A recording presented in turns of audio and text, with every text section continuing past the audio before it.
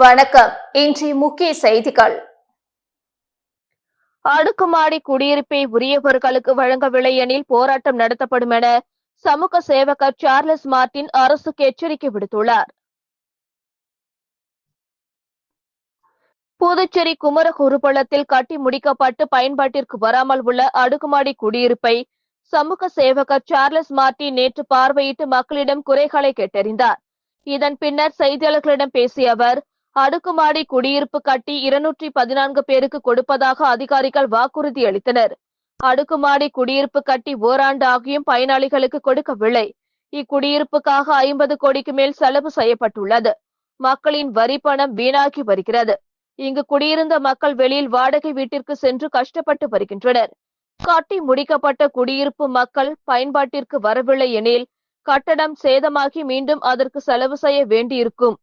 இலங்கை சிறையில் இருந்த காரைக்கால் மீனவர்களுக்கு எங்கள் மன்றம் சார்பில் வழக்கறிஞர்கள் மூலம் பல்வேறு உதவிகள் செய்துள்ளோம். பொதுமக்களுக்கு எங்களால் முடிந்த பொருளாதார உதவிகளை செய்து வருகிறோம். மக்களின் பிரச்சினைகளை நேரடியாக சென்று சந்தித்து கேட்டு வருகிறோம். கட்சி துவங்குவதற்கான பணிகள் நடந்து வருகிறது. இது தொடர்பாக அடுத்த மாதம் அறிவிப்பு வெளியாகும். அடுக்குமாடி குடியிருப்பை உரியவர்களுக்கு வழங்க அரசு நடவடிக்கை எடுக்கவில்லை என்றால் அடுத்த கட்டமாக உண்ணாவிரத போராட்டம் நடத்துவோம் என்றார். இங்கே ஹவுசிங் போர்டு ப்ராப்பர்ட்டிக்கு சொந்தமான இடத்துக்கு வந்திருக்கோம். இங்கே மக்களுக்கு வந்து அவங்க என்ன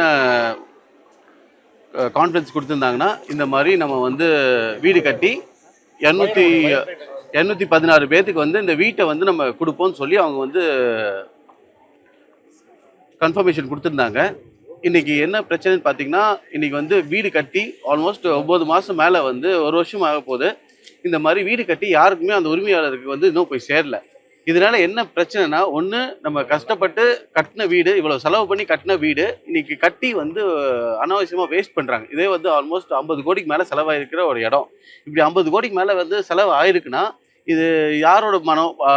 மக்கள் வரி பணத்தை அரசாங்கம் வந்து இவ்வளோ அலட்சியமாக இவ்வளோ வீண் பண்ணி மக்களுக்கு வந்து பாவம் அவங்க வந்து இன்னைக்கு இந்த வீடு இல்லாமல் வெளியில் போய் அவங்க வாடகைகளுக்கு தங்கிட்டு இருக்காங்க. அந்த வாடகையில் தங்கணுங்கிற அவங்களுக்கு சொந்த வீடு அவங்க உரிமையான வீட்டை விட்டுட்டு வாடகைக்கு அவங்க வெளில வந்து கடனை வாங்கி கஷ்டப்பட்டு சம்பாதிச்சு தினசரி கூலியில் வேலை செய்கிற மக்கள் தான் இங்கே பயன்படுறாங்க. அவங்களாம் வந்து டெய்லி வந்து கஷ்டப்பட்டு அவங்க வாடகைக்கே தேவையில்லாத அனாவசியமான செலவாயிட்டு இருக்கு. ஸோ இந்த இதை வந்து அரசாங்கம் வந்து உரிய நடவடிக்கை இருக்குது. இந்த மாதிரி ஏதாவது பில்டிங்லாம் கட்டி வச்சு இன்னும் வீண் போனால் பாருங்க, உள்ளெல்லாம் போனால் ரொம்ப டேமேஜ் ஆகி பார்த்தா அனிமல்ஸ் போய் அங்கே ஃபுல்லாக வந்து அது அனிமல்ஸ்லாம் ஃபுல்லாக டாய்லெட் லிட்டர் பண்ணி ரொம்ப ஒஸ்ட் கண்டிஷனில் இருக்குது. இந்த மாதிரி பில்டிங் வந்து என்றைக்குமே யூஸ் பண்ணாமல் இருந்தோம்னா பில்டிங் வந்து இது வந்து ரொம்ப பாழடைஞ்சு போயிடும். இதனால வந்து நிறைய கட்டியும் பிரயோஜனம் இல்லாமல் திரும்பி அது வீண் செலவு அதிகமாக செய்ய வேண்டிய சுச்சுவேஷன் வரும். இதை வறுமையாக கண்டிக்கிறேன். இதெல்லாம் வந்து அரசாங்கம் வந்து முன்னெடுத்து மக்களோட வரி பணத்தை இப்படி வீண் பண்ணக்கூடாது. காரைக்கால்ல இருந்து 27 மீனவர் வந்திருக்காங்க. நீங்க உதவி செஞ்ச நீங்க காலைல சொல்லியிருக்காங்க. என்ன மாதிரி உதவி செஞ்சீங்க? உண்மை 3 பேர் வந்து சிறையில தான் இருக்காங்கன்னு சொல்லியிருக்காங்க. என்ன மாதிரி உங்களோட என்ன மாதிரி உதவி நீங்க செஞ்சீங்க? இல்லை, எங்கள் சைடில் வந்து அவங்க ஃபேமிலிக்கு போய் ஃபஸ்ட் நாங்கள் சந்திச்சு, இந்த அரசாங்கம் யாருமே வந்து நடவடிக்கை எடுக்க அவங்க ஃபேமிலி கூட போய் பார்க்கல. அவங்க வந்து கதறாங்க, உண்மையாகவே அரெஸ்ட் ஆயிருக்காங்களா, என்ன ஆச்சு, அவங்க ஹஸ்பண்டு, அப்பா, அவங்களோட அண்ணன் தம்பிங்கெல்லாம் வந்து என்ன நிலைமை ஆச்சுன்னு அவங்களுக்கு புரியாமல் ரொம்ப நாள் கஷ்டப்பட்டுட்டு இருந்தாங்க. அதுக்கப்புறம் நம்ம தான் போய் விலைக்கு இந்த மாதிரி அவங்க நல்ல கண்டிஷனில் இருக்காங்க, நம்ம தெரிஞ்சவங்கள அங்கே ஆளுகளாக இருந்தாங்க, அவங்கக்கிட்ட சொல்லி நேரில் போய் சந்திக்க சொல்லி அங்கேருந்து இவங்களுக்குலாம் வந்து இந்த மாதிரி நலமாக இருக்காங்க. நம்ம மன்ற ஆளுங்கெல்லாம் போய் இங்கே 2 வாட்டி அவங்களுக்காக போயிட்டு இது பண்ணாங்க. அது போக நம்ம லாயர்ஸ்லாம் நம்ம சொந்த செலவில் லாயர்ஸை வச்சு நம்ம வந்து அவங்கள வந்து லாயர்ஸ் வச்சு அவங்களுக்கு உரிய நடவடிக்கை எடுக்க சொல்லி அவங்கள மருந்து கூட கொடுக்கறதுக்கு வசதி இல்லாமல் நிறைய இந்தியன் எம்பசிலேருந்து நிறைய சப்போர்ட்டே இல்லைன்னு சொல்கிறாங்க. அவங்களுக்கு கொடுத்த அந்த சோப்பு கூட 27 பேர்த்துக்கு 10-15 சோப்பு கொடுத்து அதை பாதியாக கட் பண்ணி கொடுத்துருக்காங்க. அந்த சோப்பை திரும்பி வரும்போது அந்த சோப்பை கூட திரும்பி வாங்கி கேட்டு அந்த மாதிரி கொடுமைப்படுத்திருக்காங்க. அது போக டேப்லெட்ஸ்லாம் 30 டேப்லெட், ஏதோ ஒரு சின்ன நோய்க்கு போனால் 30 டேப்லெட் கொடுத்து அவருக்கு அதுலேருந்து வேற ஒரு நோய் வந்து கட்டிலாம் வந்து ரொம்ப பாதிக்கப்பட்டிருக்காங்க. எங்களால் முடிஞ்ச உதவி, அவங்களுக்கு உரிய உணவு, வேற என்ன சின்ன சின்ன தேவைப்படுற வசதிகள்லாம் நாங்கள் எங்களால் முடிஞ்ச உதவியை அவங்களுக்கு மன ஆறுதலோ நாங்கள் எங்கள் சைட்லேருந்து லாயர்ஸ்லாம் வச்சு அவங்களுக்கு உரிய நடவடிக்கை எடுத்து நாங்கள் எங்களால் சப்போர்ட் பண்ண முடிஞ்ச சப்போர்ட் செஞ்சு கொடுத்தோம். இல்லைங்க, ஃபஸ்ட்டு அரசாங்கம் வந்து அவங்க முன்னெடுத்து பண்ணணும். ஃபஸ்ட்டு அரசாங்கம் அவங்ககிட்ட பணம் இருக்கு. இப்போ நாங்கள் பான்டெக், பான்ஃபேப் இவங்கெல்லாம் போய் பார்க்குறோம். இது வந்து அரசாங்கம் வந்து அவங்கள வச்சு பயன்படுத்தி அந்த மக்களோட காசை வந்து எல்லாம் அவங்க சொந்த பயனுக்கு யூஸ் பண்ணியிருக்காங்க. இலவசமான வேட்டிஸ்லாம் செஞ்சுக்கிட்டு வேட்டியெல்லாம் யூஸ் பண்ணிட்டு மக்களுக்கு கொடுத்துட்டு அந்த மக்களுக்கு வந்து திரும்பி காசு கொடுக்காம இன்னைக்கு வந்து லாஸ்ட்ல போய் அவங்க 65 மாதம் 4 வருஷம் 5 வருஷம் சம்பளமே கொடுக்காம அவங்கள போய் இவ்வளோ பாடுபடுத்தி உட்காந்து அவங்களை இவ்வளோ கஷ்டப்படுத்திருக்காங்க. ஸோ அரசாங்கம் ஃபர்ஸ்ட் அவங்க உரிய வேலையை செய்யணும். நான் எல்லாமே நானே வந்து நான் என் கையில் காசை எடுத்து நான் போட்டு செஞ்சேன்னா அப்புறம் அரசாங்கம் எதுக்கு இருக்கு? என்னால முடியல, அவங்களால முடியலன்னு சொல்லிட்டா கண்டிப்பாக நான் எடுத்து நான் செய்வேன். அவங்களால முடியல, என்னால் முடியாது அப்படின்னா நம்ம செய்யலாம். நம்ம எல்லாத்துமே வந்து அரசாங்கம் அவங்க கையில் வந்து அப்புறம் எதுக்கு அரசாங்கம் பட்ஜெட் எதுக்கு போடுறாங்க? அவங்க பட்ஜெட் போட்டால் அவங்களோட உரிமை இதெல்லாம் பேசிக் கட்டி இவ்வளோ 50 கோடி செலவு பண்ணிட்டு அந்த 1 லட்சத்தை இவங்களுக்கு எப்படி அவங்ககிட்ட போய் டிமாண்ட் பண்ணலாம்? டிமாண்ட் பண்ணுறதே தப்பு. இப்போ காசு வந்து நியாயமான காசாக இருந்தால் பரவாயில்ல, இது நியாயமான காசு எப்படி அவங்களுக்கு இலவசமாக கொடுக்குறேன்னு சொல்லிட்டு எப்படி போய் அவங்கள போய் இந்த மாதிரி காசு கொடுங்கன்னு போய் கேட்கலாம்? அதுவே ஊழல்ங்கிற மாதிரி எனக்கு சந்தேகம் இருக்கு. சார், நீங்க வெறும் நலத்திட்டங்கள் மட்டும்தான் நீங்க செய்றீங்க. மற்ற அரசியல்வாதியை போய் நானும் அரசுக்கு வந்தால்தான் செய்வேன் அப்படின்ற ஒரு மனப்பாகம் தான் வந்திருக்கீங்க அப்படின்னு சொல்லிட்டு ஒரு முன்னாள் சட்டமன்ற உறுப்பினர் உங்களை பயங்கரமா விமர்சனம் செஞ்சிருக்காரு. இதை நீங்க எப்படி பாக்குறீங்க? அரசியல் அதாவது பதவி மோகம் தான் உங்களுக்கு தவிர மக்களுக்கு செய்யணுன்ற எண்ணம் இல்லை அவருக்கு அப்படின்றத உங்களுக்கு விமர்சனம் சொல்லியிருக்காரு. வையாபுரின்னு மணிகண்டன் ஒரு அதிமுக சட்டமன்ற உறுப்பினர். இல்லைங்க, நம்ம தான் செஞ்சுட்டு தான் இருக்கோமே. மக்கள் சொல்லலை செயலுங்கிற இதில் வந்து ரோடு போடுறதா இருக்கட்டும், இப்போ எஜுகேஷனாக இருக்கட்டும், எங்க போட்டிருக்கீங்கன்னு கேட்குறேன். அதுதான் எல்லாமே ஆன்லைனில் நீங்கள் சோஷியல் மீடியா ஃபாலோ பண்ணாலே எல்லாமே தெரியும். நாங்கள் என்னென்ன பண்ணுறோம் பண்ண நம்ம அப்டேட் பண்ணிட்டு தான் இருக்கோம். நிறைய கேஸ் வாதாடுறதுக்கு நம்ம கேஸ் ஒரு ஊழல் பண்ணி ஃப்ரான்ஸில் போய் எங்கேயோ ஓடி போய் ஒழிஞ்சிக்கிட்டாரு. அந்த கேஸ் 80 பேர் 100 பேர் வந்து கஷ்டப்பட்டு இருக்காங்க. அவங்களுக்கு நாங்கள் இது பண்ணிட்டு இருக்கோம். இப்போ அடுத்தது வந்து அவங்களுக்கு அத்தியாவசிய பொருட்கள், இப்போ நம்ம ஃப்ளட் வந்தப்போ பெஞ்சல் புயல் அப்பெல்லாம் 8 கோடி எங்கள் சிஎஸ்ஆர் ஃபண்ட்லேருந்து 8 கோடி வாங்கி எல்லா மக்களுக்கும் நாங்கள் வந்து செலவு பண்ணியிருக்கோம். ஆல்மோஸ்ட் நீங்கள் டேட்டாஸ் நாங்கள் அக்கௌண்ட் வேணும் எடுத்து கொடுக்குறோம். நம்ம எவ்வளோ வருஷம் ஒரு பிரச்சனைன்னு வருது, இங்கே இருக்கிற ஒரு பையனுக்கு வந்து நம்ம ஸ்பான்சர் பண்ணது தான் அந்த போய் வேர்ல்டு ரெக்கார்டில் போய் மெமரியில் போய் அவார்ட் பண்ணி ஜெயிச்சுட்டு வந்தாங்க. இங்கே ஃபிசிக்கலி சேலஞ்ச் பேஸ்கெட் பால் பசங்க வந்து இங்கே ட்ரெயின் டிக்கெட் கூட இங்கே ஃப்ளைட் டிக்கெட் போட முடியாமல் அரசாங்கம் நம்பி இருந்தாங்க. அவங்க போக முடியல, அவங்களுக்கு நம்ம தான் ஹெல்ப் பண்ணோம். கிரிக்கெட் டீம் பிளேயர்ஸ்க்கு ஹெல்ப் பண்ணுறோம். அது போக மகளிர் இந்த மாதிரி இப்போ இவங்க ஃபிஷர்மென்ஸ் போய் அரெஸ்ட் ஆகியிருந்தாங்க, அவங்களுக்கு உதவி பண்ணுறோம். வீட்டுக்கு போய் ஹெல்ப் பண்ணுறோம். இப்போ கூட நாங்கள் வந்து அத்தியாவசிய பொருட்கள்லாம் கொடுத்து, சம்பளம் கொடுக்காத மக்களுக்கு வந்து அத்தியாவசிய பொருட்கள்லாம் கொடுத்து அவங்களுக்கு உதவி பண்ணுறோம். அந்த மாதிரி நாங்கள் எங்களால் முடிஞ்ச உதவி வீட்டுக்கு தேவையான பொருட்களுக்கு நாங்கள் செலவு பண்ணிட்டு இருக்கோம்.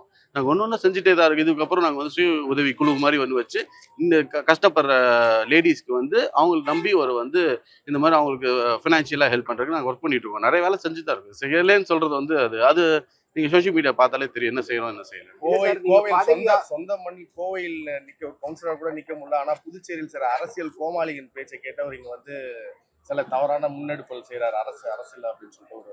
ஆமா, அதான் எலெக்ஷன் வந்ததுக்கு அப்புறம் தான் தெரியும் யார் கோமாளி, உண்மையாவே யார் ஜெயிக்கிறாங்கிறது அப்பதான் தெரியும். அடுத்து நம்ம என்ன சார் அடுத்த கட்டமான கட்சி எப்போ நம்ம பதிவு பண்றோம்? இன்னும் ஒரு 3-4 மாசம் தான் இருக்கு கட்சி. அது வந்துட்டு இருக்கு. எல்லாம் டிசம்பர்ல கட்சி அனௌன்ஸ் பண்ணிடுவோம். அது போக பாத யாத்திரை நாங்க நிறைய சொல்லிருந்தீங்க.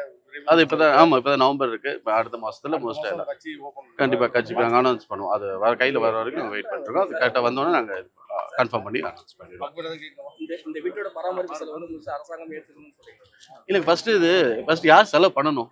ஜென்ரலா இந்த மாதிரி ஒரு இடத்துக்கு யார் ஃபர்ஸ்ட் செலவு பண்ணணும்? மக்கள் ஒத்துழைப்பு இல்ல, அதனால தான் கொடுக்க முடியல. மத்த ஒத்துழைப்பு எப்படி வீடு கட்ட விட்டாங்க? இப்போ மக்கள் ஒத்துழைக்கலன்னா எப்படி வீடு கட்டியிருக்க முடியும்? இப்போ மக்கள் ஒத்துழைக்கலைன்னா இந்த ரோட்டை விட்டு நீங்க அங்கே தாண்டி போயிட முடியுமா? மக்கள் ஒத்துழைக்குங்கிறது சொல்லக்கூடாதுங்க. மக்களவே வந்து குற்றம் சொல்லக்கூடாது. மக்களுக்காக வந்து நம்ம தேர்ந்தெடுத்து நம்ம எலிகேட் பண்ணியிருக்காங்கன்னா அவங்க வந்து கஷ்டப்படுறாங்க. அவங்க டெய்லி ஒரு வேலைக்கு போகலன்னா அவங்களால இந்த மாதிரி உட்காந்து வந்து நின்று பேச முடியாது. அவங்க டைம் இருக்காது. அவங்க வேலை பார்க்கணும். வேலை பார்த்து பிரச்சனை வந்துச்சுன்னா அரசியல்வாதிகள் பிரச்சனை பண்றாங்க. இங்கே பட்டா இல்லைன்னு சொல்லி ஒரு நேற்று போய் சந்திச்சோம். அவங்க வீட்டை இடிச்சிருக்காங்க. அவர் வந்து அந்த ஆர்டிஐ போட்டு ஒருத்தர் வந்து பிரச்சனை பெருசாக்குறான்னு சொல்லி அவர் நைட் வரும்போது 2 ரவுடிஸை வச்சு கத்தியும் பொருளோட வந்து அவரை பின்தங்கி பயந்துட்டு போய் வேற எங்கேயும் ஓடி போய் தலைமறைவா போய் தங்கியிருக்காங்க. இப்படி இருக்கும்போது எப்படி வெளில வந்து எப்படி யார் வந்து வாய்ஸ் கொடுப்பாங்க? இப்போ நீங்க அரசாங்கம் வந்து இங்க ரவுடி அரசாங்கம் தான் நடந்துட்டு இருக்கும்போது எல்லாம் பயப்படுறாங்க. வெளில வந்து இந்த மாதிரி ஒரு விஷயம் நடக்குன்னு சொல்றதுக்கு பயப்படுறாங்க. அதைத்தான் நம்ம தைரியமா வந்து சொல்றோம். ஒப்படைக்க சம்பந்தமா போராட்டங்கள் இந்த மாதிரி கண்டிப்பா இப்போ ஒரு குறிப்பிட்ட டைம்ல பண்ணி ஆகணும். நாங்க ஒரு கால அவதாரம் கொடுப்போம். நாங்களும் பார்ப்போம் இது லீகலா எவ்வளவு டைம் கொடுக்கணும்னு சொல்லி. அப்படி இல்லைன்னா கண்டிப்பா அதுக்கு ஒரு உண்ணாவிரதம் போராட்டம் பண்ணா கூட நாங்க 1.5 வருடங்களாக நீங்க வந்து இன்னும் மக்கள் சந்திப்பதற்கு எளிய முறையா நீங்க உங்களை எங்க சந்திப்பது கூட இல்ல. அவர் வந்து விடுதிகள்ல தான் தங்கி இருக்காரு. பிற கட்சிகள் இருந்து நீக்கப்பட்டவர் தான் சந்திச்சுன்னு இருக்காரு ஒரு குற்றச்சாட்டு உங்க மேல இருக்குது. மக்கள் எளிதாக சந்திப்பதற்காக எப்படி மக்கள் இப்ப ஒண்ணு இல்ல இப்ப மக்கள் எளிதாக சந்திக்கிறதா இப்ப நான் வந்து டைரக்டா இப்ப கான்ஃபேப் இடத்துக்கே போய் மக்களை சந்திக்கிறேன். இப்போ வந்து பட்டா இல்லாமல் ரோட்டை இடிச்சாங்க, அவங்க அவங்க வீட்டுக்கு அவங்க இடத்துக்கே போய் நான் சந்திக்கிறேன். இப்போ நம்ம இங்கே இந்த வீடை கட்டியிருக்காங்க, இங்கே ஹவுசிங் போர்டில் இங்கேயே நான் அந்தந்த லொக்கேஷன் தான் நான் வந்து பார்க்குறேனே தவிர நம்மள தான் எங்கே பார்க்க முடியுது. நம்ம தான் வந்து இது எந்த அரசியல்வாதி இவ்வளோ நாள் இங்கேயே இருந்தாங்க, இங்கேயே என்ன சட்டசபையில் இருக்காங்க, இங்கே இருக்காங்க, வீட்டில் இருக்காங்க, யார் இந்த வேலையை எடுத்து பண்ண? இப்போ நான் தானே வந்ததுக்கப்புறம் தானே இவ்வளோ அஜிடேஷன் வருது, இவ்வளோ மக்கள் நம்பி வராங்கன்னா எதை நம்பி வராங்க? ஏதோ ஒரு எதுவுமே நோக்கம் இல்லாமல் இப்போ இவ்வளோ மக்கள் சந்திக்க முடியலன்னா இங்கேயே வந்து 50 மக்கள் 100 மக்கள் இருப்பாங்க. 100 மக்களை வந்து நமக்கு சந்திச்சு தானே இருக்கோம். சும்மா இது ஒரு குற்றச்சாட்டு வைக்கணுங்கிறக்க அவங்க ஏதோ பாவம் பயத்தில் ஏதோ சொல்லிட்டு இருக்காங்க. கண்டிப்பாக அந்த பயத்துக்கு எல்லாம் சமூக சேவகர் சார்லஸ் மார்ட்டின் பான்ஃபேப் ஊழியர்களை சந்தித்து அவர்களின் குறைகளை கேட்டறிந்தார்.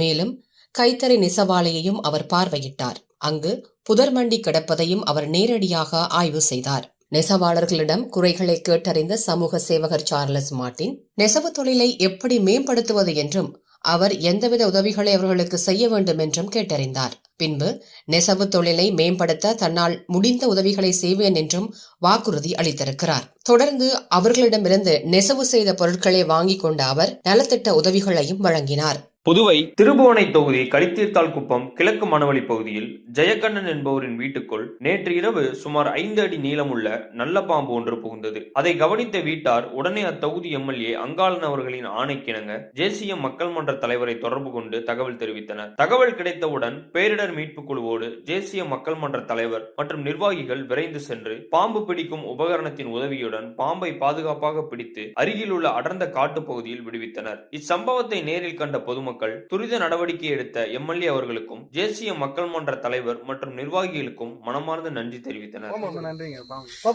இந்த நேரத்துல வந்து யாருமே வந்து உதவி செய்ய மாட்டாங்க.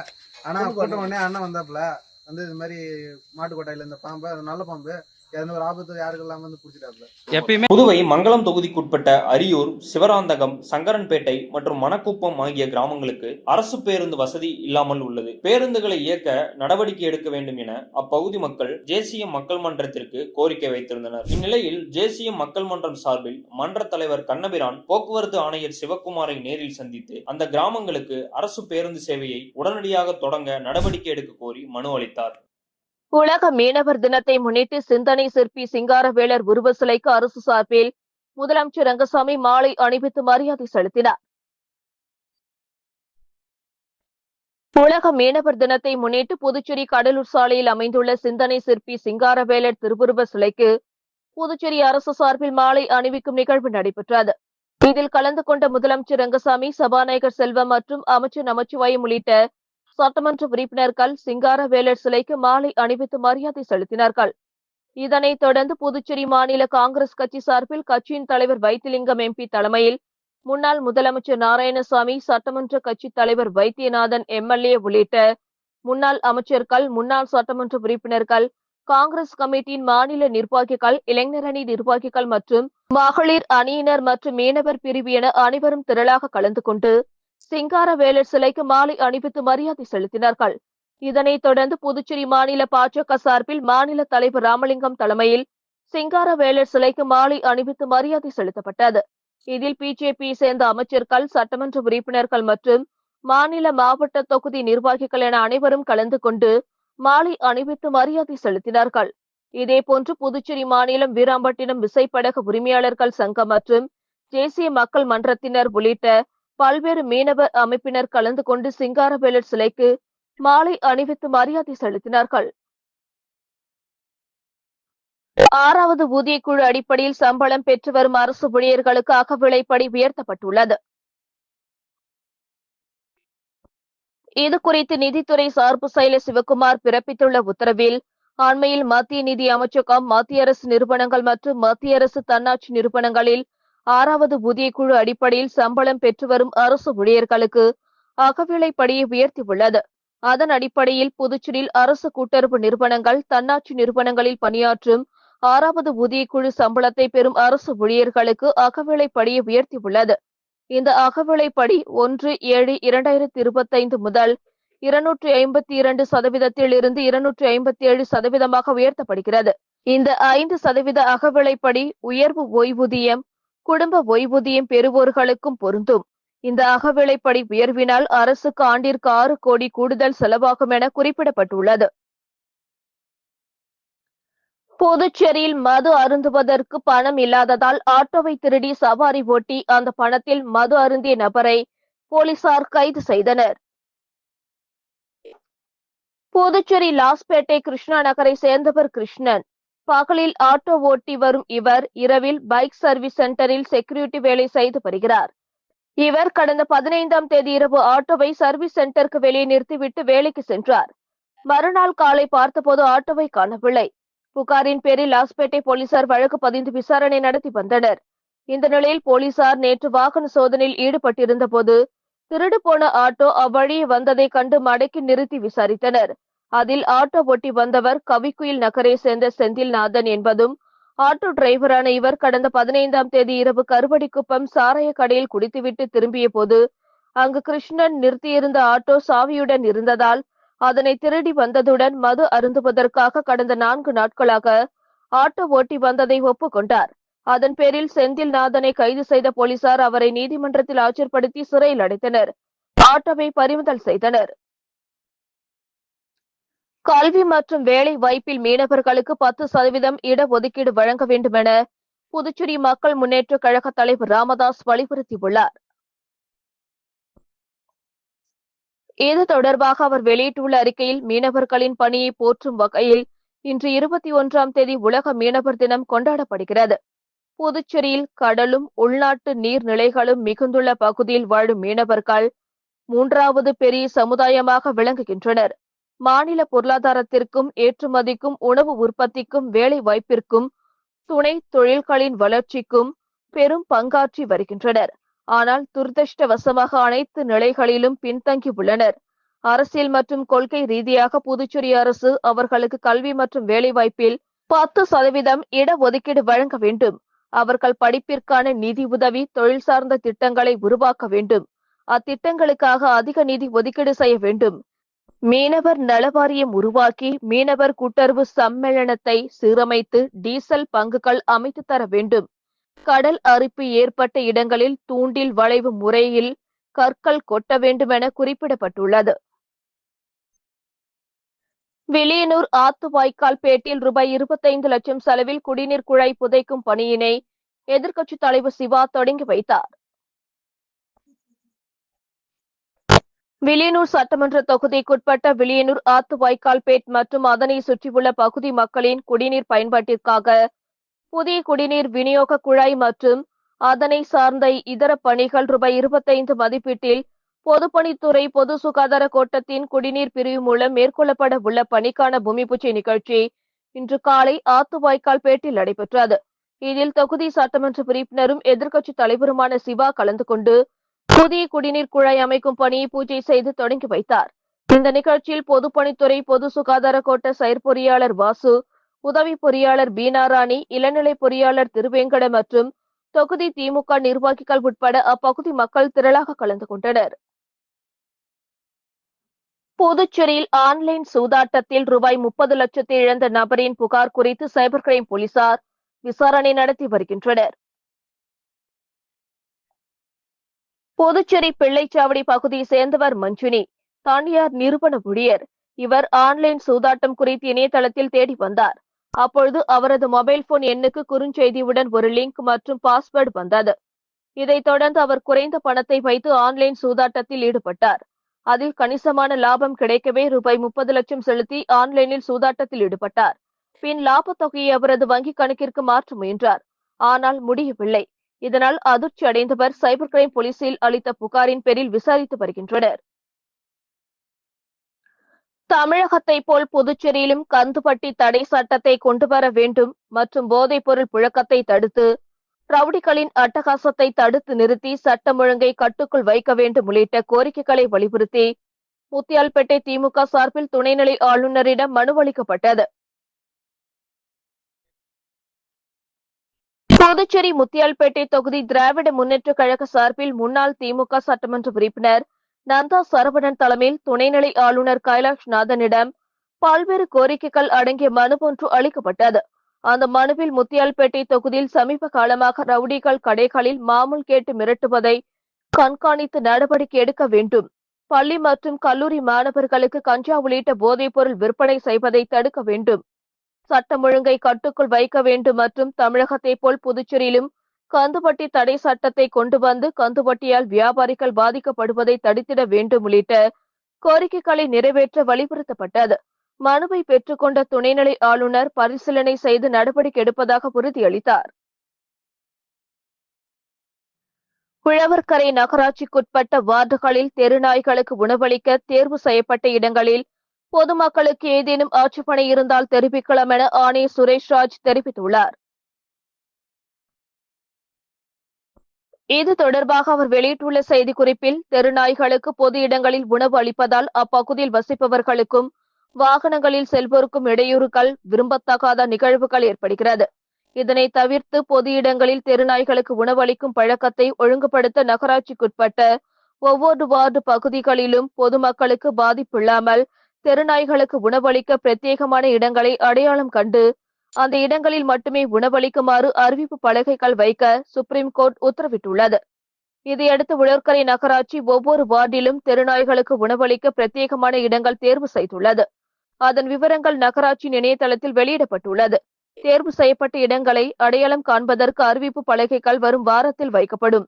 தெருநாய்களுக்கு உணவளிக்க தேர்வு செய்யப்பட்ட இடங்களில் பொதுமக்களுக்கு ஏதேனும் ஆட்சேபனை இருந்தாலோ அல்லது உணவளிக்க வேறு ஏதேனும் இடங்கள் தெரிந்தாலோ அதனை உழவர்கரை நகராட்சியின் 7598171674 என்ற வாட்ஸ்அப் எண்ணில் 2 நாட்களுக்குள் தெரிவிக்கலாம் என குறிப்பிடப்பட்டுள்ளது.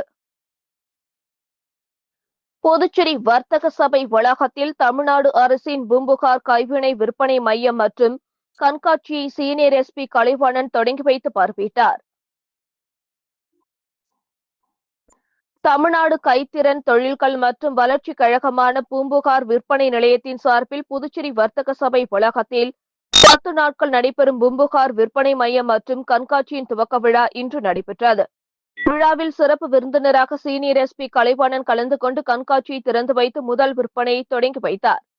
இக்கண்காட்சியில் சிறப்பம்சமாக 10க்கும் மேற்பட்ட கைவினை கலைஞர்களின் கைவண்ணத்தால் தயாரிக்கப்பட்ட கைவினை பொருட்களை காட்சிப்படுத்தி விற்பனைக்கு வைத்துள்ளனர். இக்கண்காட்சியில் பித்தளை விளக்குகள் மற்றும் கைவினை பரிசு பொருட்கள் பல இடம்பெற்றுள்ளன.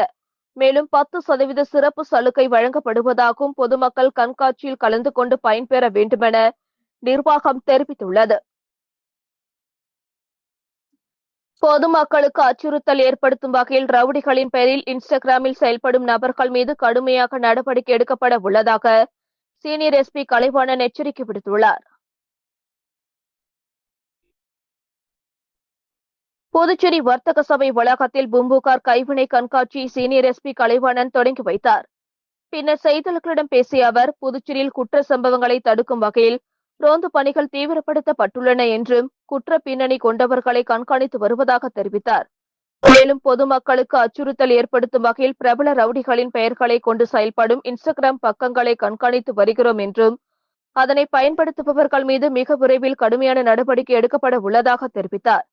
மேலும் அச்சுறுத்தல் ஏற்படுத்தக்கூடிய வகையில் உள்ள இன்ஸ்டாகிராம் உள்ளிட்ட சமூக வலைதள பக்கங்கள் குறித்து பொதுமக்கள் அருகில் உள்ள காவல் நிலையங்களில் புகார் அளிக்கலாம் என்றும் மேலும் இலவசமாக 112 என்ற எண்ணை தொடர்பு கொள்ளலாம் என தெரிவித்துள்ளார். புதுச்சேரியில் இயக்கப்படும் மின்சார பேருந்துகளில் ஆங்கிலத்தில் உள்ள பெயர்களை உடனடியாக நீக்க வேண்டுமென வலியுறுத்தி போராட்டத்தில் ஈடுபட்ட தமிழ் உரிமை பாதுகாப்பு இயக்கத்தினரை போலீசார் கைது செய்தனர். புதுச்சேரியில் பிஆர்டிசி மூலம் மின் பஸ்கள் நகர பகுதியில் 1 மாத காலமாக இயக்கப்படுகின்றன.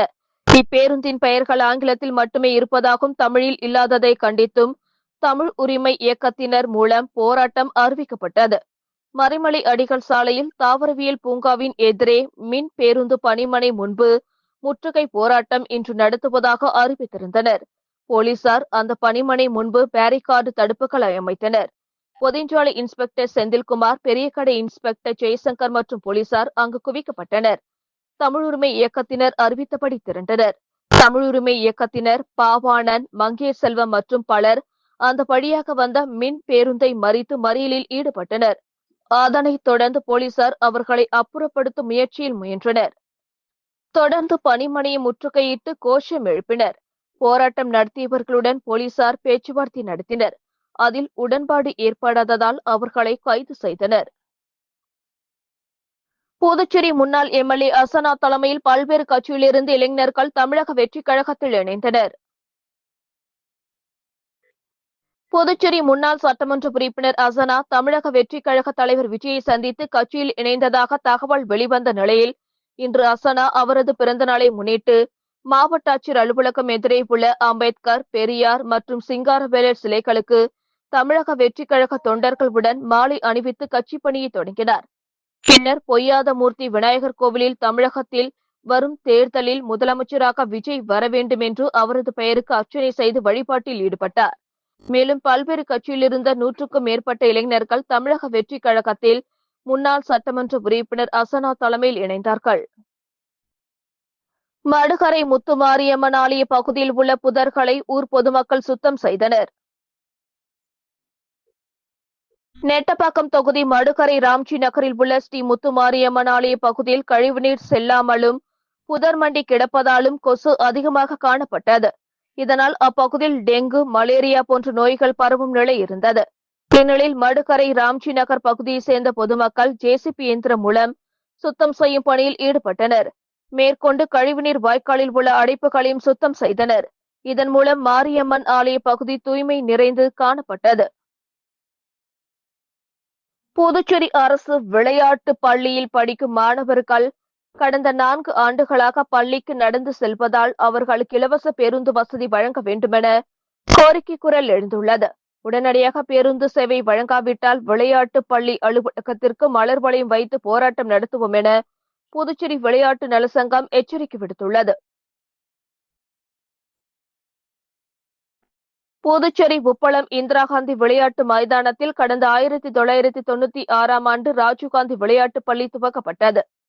அரசு பள்ளிகளில் விளையாட்டில் சிறந்து விளங்கும் மாணவர்களை தேர்வு செய்து ராஜீவ்காந்தி விளையாட்டு பள்ளியில் தங்க வைத்து தடகள போட்டி, கபடி உள்ளிட்ட ஏராளமான விளையாட்டு பயிற்சிகள் அளிக்கப்பட்டு வந்தது. கல்வித்துறையின் கீழ் இருந்து விளையாட்டு பிரிவுக்கு தனித்துறை உருவாக்க முடிவு செய்யப்பட்டது. அதற்கு முன்னதாக ராஜீவ்காந்தி விளையாட்டு பள்ளி மற்றும் புதுச்சேரி விளையாட்டு கவுன்சில் இரண்டையும் இணைத்து புதுச்சேரி மாநில விளையாட்டு ஆணையம் உருவாக்கப்பட்டது. இதனால் உப்பளத்தில் இருந்த ராஜீவ்காந்தி விளையாட்டு பள்ளி என்ற பெயர் தற்பொழுது புதுச்சேரி விளையாட்டு பள்ளி என மாற்றப்பட்டுள்ளது. இந்த விளையாட்டு பள்ளி விடுதியில் புதுச்சேரி, மாஹே, ஏனா மற்றும் காரைக்காலை சேர்ந்த 100க்கும் மேற்பட்ட மாணவர்கள் தங்கி அருகில் உள்ள அரசு பள்ளிகளில் படிக்கின்றனர். மாணவர்களை பள்ளிக்கு ஏற்றி செல்ல வாங்கப்பட்ட பேருந்து கடந்த 10 ஆண்டுக்கு முன்பு பழுதாகி நின்றது. தற்பொழுது அந்த பேருந்து விளையாட்டு பள்ளி முன்பு நிறுத்தப்பட்டுள்ள நிலையில் மக்கி குப்பை போல காட்சியளிக்கிறது. உப்பளம் வழியாக அரசு சார்பில் இயங்கும் மாணவர் சிறப்பு பஸ்களும் இயக்குவதில்லை. இதனால் தினசரி காலை நேரத்தில் மாணவர்கள் சாலையில் நின்று அவ்வழியாக செல்லும் வாகனங்களில் லிப்ட் கேட்டு பள்ளிக்கு சென்று வரும் அவல நிலை உள்ளது. இந்த நிலையில் உடனடியாக மாணவர்களுக்கு பேருந்து வசதி ஏற்படுத்தி தர வேண்டும் என்றும், இல்லையென்றால் விளையாட்டு பள்ளிக்கு மலர் வளையம் வைத்து போராட்டத்தில் ஈடுபடுவோம் என புதுச்சேரி விளையாட்டு நலசங்கம் அரசுக்கு எச்சரிக்கை விடுத்துள்ளது. இத்துடன் செய்திகள் நிறைவடைந்தன. வணக்கம்.